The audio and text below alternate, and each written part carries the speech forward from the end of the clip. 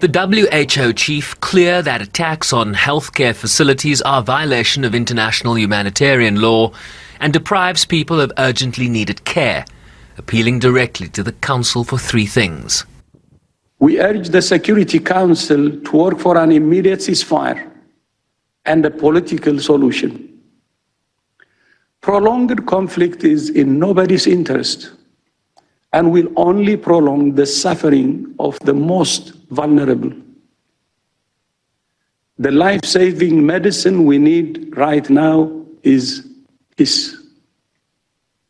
Second, we urge all donors to support the response to humanitarian needs in Ukraine and neighboring countries, which are immense and escalating every day.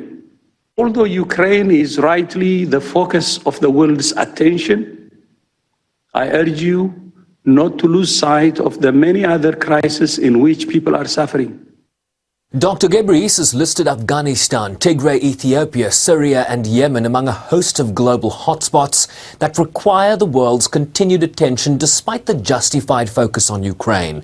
This as the UN says that since the beginning of the Russian invasion, some 5 million Ukrainians have been displaced both internally and across borders, with at least 1,900 confirmed civilian casualties, including 726 deaths, warning that the numbers were probably much higher.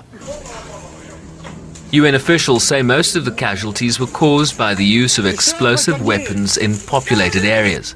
The devastation and suffering in Mariupol and Kharkiv raises grave fears about the fate of millions of residents of Kiev and other cities facing intensifying attacks. International humanitarian law is crystal clear. Civilians are entitled to protection against the dangers arriving from military operations. Direct attacks on civilians are prohibited. Yet, the magnitude of civilian casualties and the destruction of civilian infrastructure in Ukraine cannot be denied. This demands a thorough investigation and accountability. While the horrors of this war are most acute for women and girls. 90% of the refugees fleeing Ukraine are women and children, indicating the heightened risk of gender-based violence and other forms of exploitation and abuse, including trafficking. As the Secretary General said, for predators, human traffickers, and human traffickers, war is not a tragedy, it is an opportunity. We are deeply concerned about media reports of incidents of gender-based violence and trafficking. The Council was expected to convene again on Friday to vote on a Russian draft humanitarian resolution, a move that appears to now be on hold in the absence of enough support. It will not be adopted, and to tell you the truth, this is very much the story of the arsonist firefighter. So you launch a war, you kill people, you bomb civilians, and then you call for help.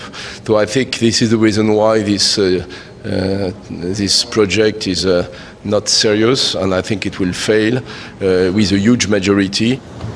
Some council members concerned that the draft resolution doesn't name Russia as a protagonist or insist on the withdrawal of its troops from Ukraine. Ghebreyesus, SABC News, New York.